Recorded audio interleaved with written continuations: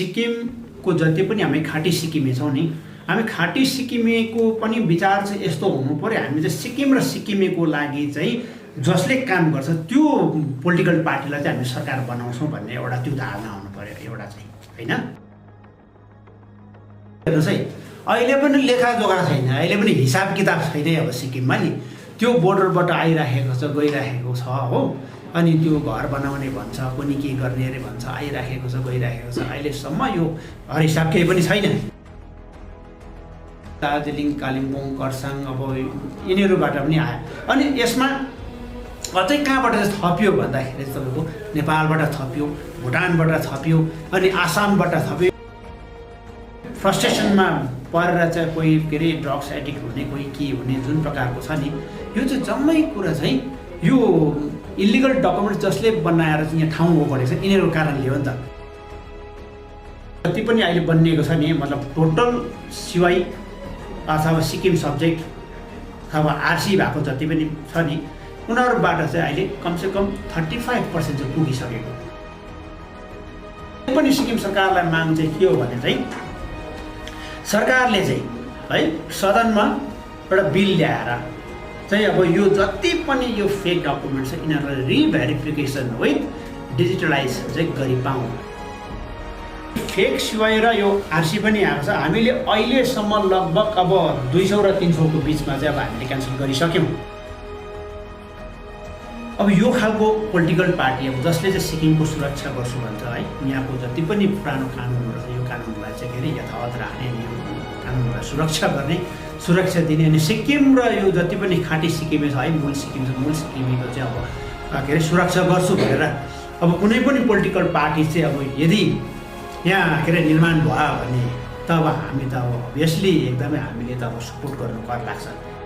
अब यो डाक्टर भक्तिमान है, जुन चाहिँ एनिमल हस्बेन्ड्री डिपार्टमेन्टमा चाहिँ डाइरेक्टरमा कार्यरत हुनुहुन्छ, अनि उहाँको चाहिँ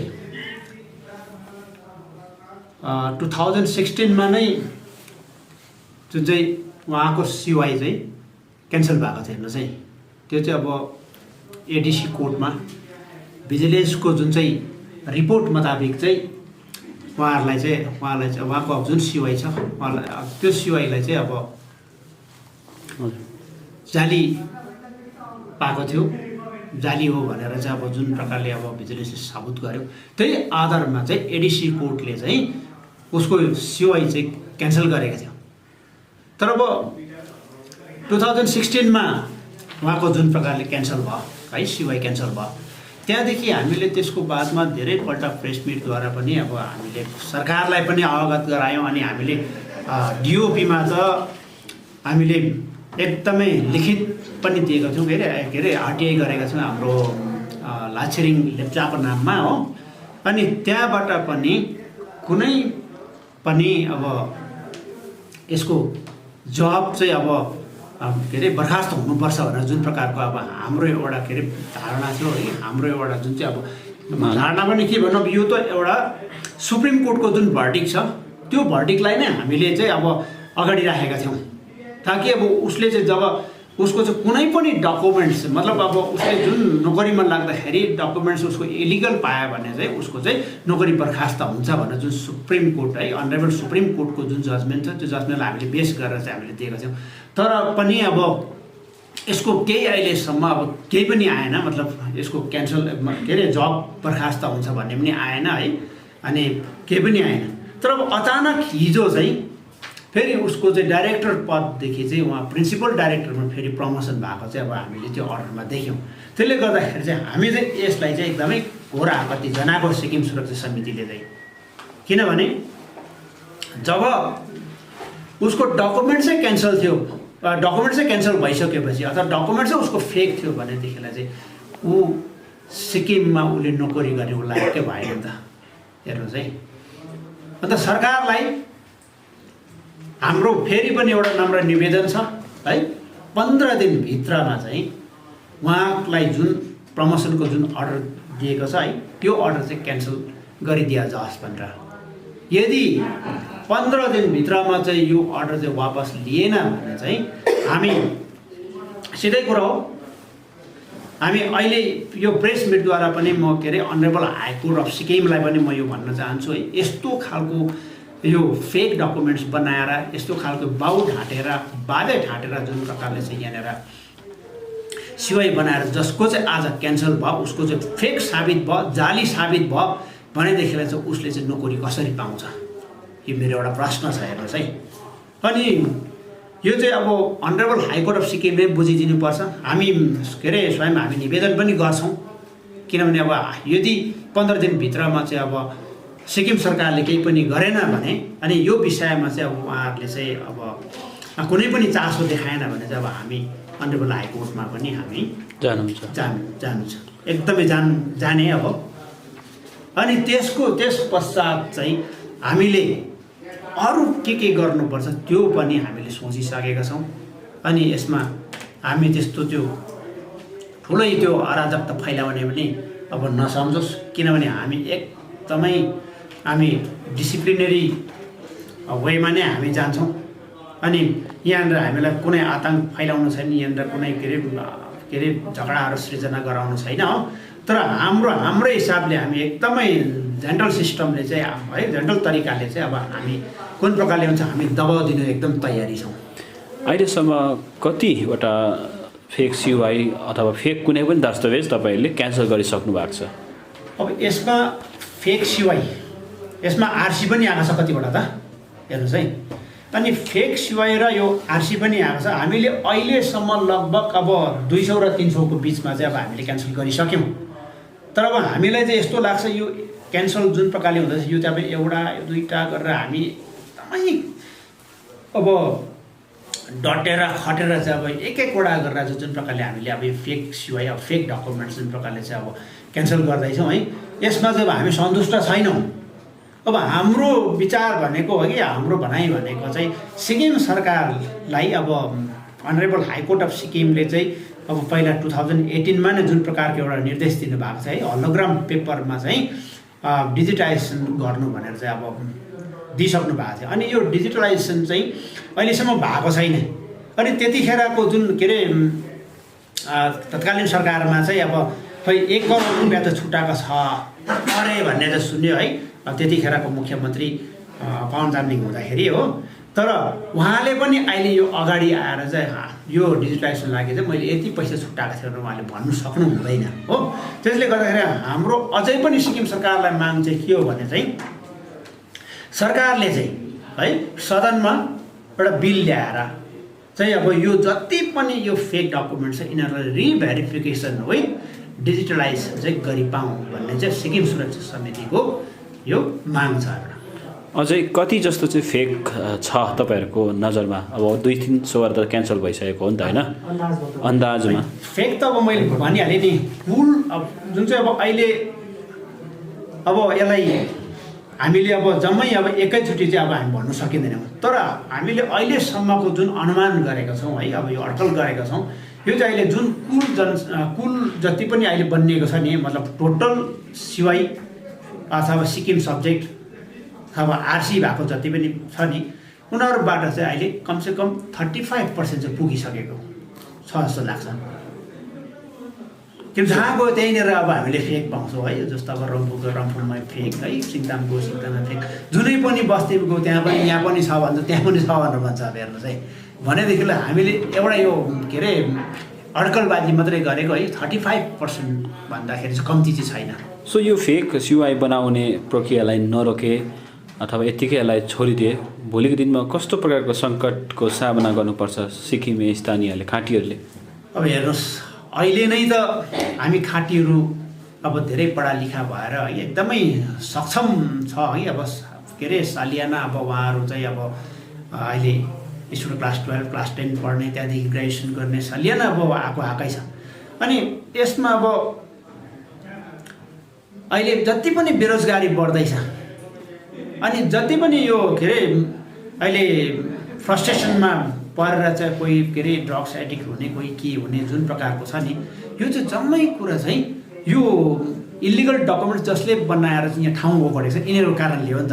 त्यसले गर्दा अझै पनि यो नरोकिए अझै पनि यसलाई चाहिँ रोक्नु सकेन भने चाहिँ भविष्यमा चाहिँ यो जति पनि हामी खाँटी सिक्किमे छौँ सबैभन्दा बेसी चाहिँ हामी खाँटी सिक्किमेलाई खतरा छ। अनि खाँटी सिक्किमे अब यसरी रोकिएन र अब के अरे सरकारले पनि अब यसमा चाहिँ मौन रहेर सरकारले पनि यसमा चासो देखाएन भने चाहिँ भोलिको दिनमा हुनसक्ला अब यहीँनिर सिक्किममा पनि अब यो फेक र ओरिजिनलको सायद हुनसक्ला। अब यहाँनिर ठुलै अब यहाँ झगडा सृजनामा हुनसक्ला है। त्यसले गर्दाखेरि चाहिँ यहाँनिर चाहिँ अब अशान्ति सृजनामा हुनसक्छ भन्ने चाहिँ अब यो मलाई चाहिँ त्यस्तो लाग्छ। कुन कुन भागबाट आएको मानिसहरूले चाहिँ फेक सिवाईहरू अप्लाई गर्दैछ अथवा बनाइसकेको छ? अनि भन्नु अब यो त एकदमै सजिलो छ नि। जुन बेला जब सिक्किममा जब प्रजातन्त्र आयो, सिक्किम जब के अरे भारतमा जब के अरे विलय भयो त्यहाँदेखि यता अब सिक्किममा जब मुख्यमन्त्री चाहिँ अब के अरे मुख्यमन्त्रीको यहाँनिर अब के अरे यहाँ के अरे मुख्यमन्त्री उयो बन्यो है। त्यतिखेर चाहिँ अब हेर्नु सिक्किममा अब पढा लेखा चाहिँ एकदम कम्ती, शिक्षित व्यक्तिहरू चाहिँ एकदम कम्ती भएको कारणले गर्दाखेरि चाहिँ अब यही वेस्ट बेङ्गलबाट अब किनभने नजिकमा चाहिँ अब के अरे छिमेकी राज्य चाहिँ अब यही वेस्ट बेङ्गल थियो। त्यसले गर्दाखेरि वेस्ट बेङ्गलमा चाहिँ अब हेर्नु दार्जिलिङ, कालिम्पोङ, खरसाङ अब यिनीहरूबाट पनि आयो।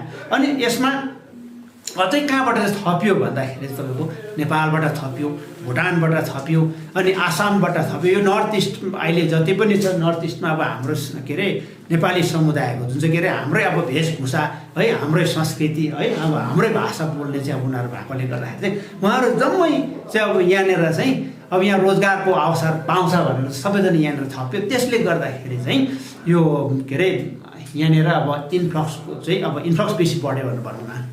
अनुहार एउटै छ हजुर, खाटी र गैर सिक्किमे छुट्याउनु चाहिँ अब सिक्किमे अब है र गैर सिक्किमे यसरी चाहिँ छुटिएको छ। त अहिले पनि लगातार आइरहेको छ, अहिले पनि आइरहेको छ। अब हेर्नुहोस् है, अहिले पनि लेखाजोखा छैन, अहिले पनि हिसाब किताब छैन। अब सिक्किममा नि त्यो बोर्डरबाट आइराखेको छ, गइराखेको छ हो। अनि त्यो घर बनाउने भन्छ, कुनै के गर्ने अरे भन्छ, आइराखेको छ, गइराखेको छ। अहिलेसम्म यो हिसाब केही पनि छैन। अब हामीले भन्नु चाहेको चाहिँ कमसेकम एउटा लेखाजोखा त होस् न। एउटा सिक्किम त तपाईँको अब भन्नुपर्दा सिक्किम भारतसँग विलय भयो, तर पनि सिक्किममा चाहिँ एउटा जुन कानुन, जुन त्यो एउटा पुरानो कानुन छ, त्यो पुरानो कानुनले त अहिले सुरक्षा गरिरहेको छैन, संरक्षण गरिरहेको छ नि त। कमसेकम त्यो कानुनलाई त अगाडि सारा नौ सरकारहरूले। भन्नुको मतलब इनर लाइन पर्मिटहरू, त्यही त इनर लाइन पर्मिट जस्तो इनर लाइन पर्मिट चाहिँ अब पहिला अब के अरे भण्डारी शासनमा नै अब त्यसलाई अब यो गरिदिएको है, लागू गर्नु सक्छ नि त, निरस्त गरेको। त्यसलाई लागू गर्नु पनि सक्छ सरकारले चाह्यो भने। अनि इनर लाइन पर्मिटै गर्नु सकेन भने नि वर्क पर्मिट गर्दाखेरि भयो नि त। किन वर्क पर्मिट जो यहाँनिर के अरे बोर्डरबाट छिर्छ उनीहरूलाई वर्क पर्मिट बनाइदियो। अनि उनीहरूलाई अब 1 साल 6 महिना यसको एउटा यो दिँदाखेरि पनि हुन्छ है, भ्यालिडिटी दिँदाखेरि पनि हुन्छ। अनि वर्क पर्मिट बन्यो भने पनि कमसेकम सिक्किममा कतिजना मान्छे आउँदैछ, अनि कति त्यो काम सकेर फेरि कतिजना जाँदैछ, त्यसले गर्दाखेरि भइहाल्छ नि त। अलरेडी आएर यहाँ काम गरेर बस्नेहरूको लागि चाहिँ होइन, उनीहरूलाई पनि खोजी गर्दाखेरि भयो नि त। किनभने सिक्किममा त अहिले त सिक्किम त सानै छ नि त हो होइन। अनि यत्रो अहिले के अरे इम्प्लोइमेन्ट नै हेर्नु भने सिक्किममा त अब यो छुट्याउन सकिहाल्छ, छुट्याउनु सकिहाल्छ नि त, को बाहिर को भित्र भनेर। त्यसले गर्दाखेरि चाहिँ अब जतिजना यहाँ पहिला बसोबास गर्छ उनीहरूलाई पनि वर्क पर्मिट बनाइदेऊ। अनि 1-1 सालको यसलाई के अरे भ्यालिडिटी बनाइदेऊ। तर अनि 1 साल जसको पुग्छ त्यसले रिन्यू गर्नुपर्ने हो, अथवा ऊ यहाँबाट काम छोडेर चाहिँ जानुपर्ने, त्यस्तो एउटा बनाउँदाखेरि भयो। त्यसो गर्दाखेरि चाहिँ इन्फ्लक्स पनि कम्ती हुने सिक्किममा। अनि इन्फ्लक्स को बढ्दैछ त्यो पनि थाहा हुने।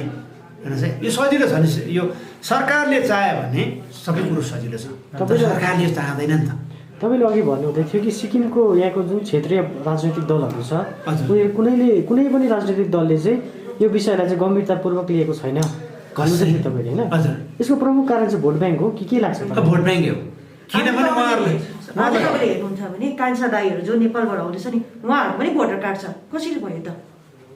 सो भोट ब्याङ्क हो। सो उनीहरूको भोट बिना चाहिँ के अन्त सरकारमा पुग्दैन हाम्रो मान्छेहरू चाहिँ? होइन, पुग्छ नि हाम्रो। तर एउटा के हो भने सिक्किमको जति पनि हामी खाँटी सिक्किमे छौँ नि, हामी खाँटी सिक्किमेको पनि विचार चाहिँ यस्तो हुनु पऱ्यो, हामी चाहिँ सिक्किम र सिक्किमेको लागि चाहिँ जसले काम गर्छ त्यो पोलिटिकल पार्टीलाई चाहिँ हामी सरकार बनाउँछौँ भन्ने एउटा त्यो धारणा हुनु पऱ्यो एउटा चाहिँ, होइन? अनि त्यो पोलिटिकल पार्टी जुन चाहिँ अब के अरे राजनीतिक दलहरू छ उनीहरूलाई पनि यस्तो हुनु पऱ्यो कि म चाहिँ यो सिक्किममा चाहिँ सिक्किम र यो खाँटी सिक्किमको लागि चाहिँ म काम गर्छु भन्ने चाहिँ उनीहरूकोमा एउटा धारणा हुनु पऱ्यो, होइन? त्यसो गरेर दुईपट्टिको तालमेल भयो भने त यहाँनिर किन सक्छ नि सबै कुरो गर्न, किन सक्दैन? भोलिको अहिलेसम्मको राजनीतिक दलहरूमा चाहिँ कुनै दलले पनि यहाँको रिजनल इस्युजहरूलाई चाहिँ गम्भीरतापूर्वक नलिएर अथवा एड्रेस नै गरेको छैन भन्ने तपाईँहरूको आरोप हो। भोलिको दिनमा यो कुराहरूलाई लिएर है, यो सम्पूर्ण रिजनल इस्युजहरूलाई लिएर हामी सिक्किमेलाई सुरक्षित गर्छौँ, यहाँको कानुन व्यवस्था पुरानो कानुन व्यवस्थालाई हामी ओल्ड लसहरूलाई सुरक्षित गराउँछौँ र जति पनि गैर सिक्किमे छ उनीहरूको सबै दस्तावेज जुन फेक बनाएको छ त्यो खारिज गर्छु भन्ने खालको राजनैतिक दल तपाईँहरूलाई चाहिएको हो या त्यसकै खोजीमा तपाईँहरू हुनुहुन्छ? अब हामीलाई खासै गरे अब हामीले त हाम्रो जुन सिक्किम, किनकि यो त पोलिटिसियन्सले नै सल्भ गर्ने पर्ने रहेछ नि त। होइन, ठिकै हो यो त।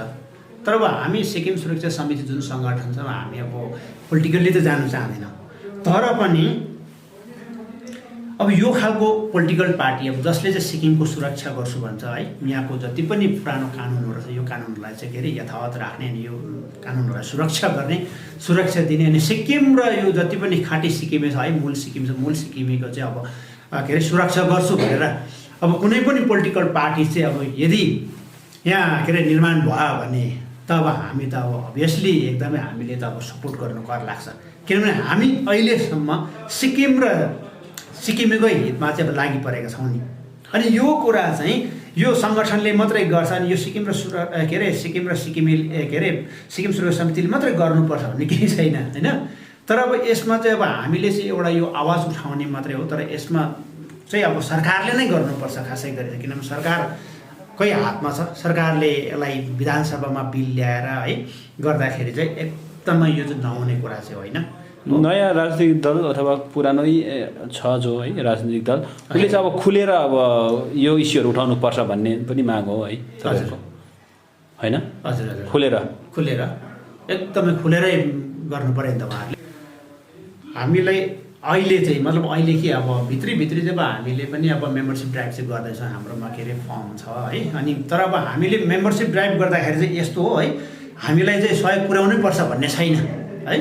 अन्त हामीले चाहिँ यस्तो खालको भनेको छौँ, अब जतिजना सिक्किम प्रेमी छ जसले चाहिँ अब सिक्किमलाई माया गर्छ, जसले चाहिँ यो मूल सिक्किमेलाई माया गर्छ है, उहाँहरूले चाहिँ अब उहाँहरूले सक्ने जुन चाहिँ यथाशक्ति जति पनि के अरे अब हामीलाई जुन प्रकारले प्रदान गर्नुहुन्छ है, अब त्यो भइराखेको छ, गरिराखेको छ। अब जसकोमा छैन उहाँहरूले मेम्बरसिप लिइराखेको छ, तर हामीले चाहिँ अब यो कराकरी हामीलाई यसरी हामी सिक्किमको लागि लड्दैछौँ, सिक्किमेको लागि लड्दैछौँ र हामीलाई चाहिँ यति दिनुपर्छ भनेर अहिलेसम्म भनेको छैनौँ हो। तर पनि अब हामीलाई एउटा सिक्किम प्रेमी जुन चाहिँ अब के अरे अहिले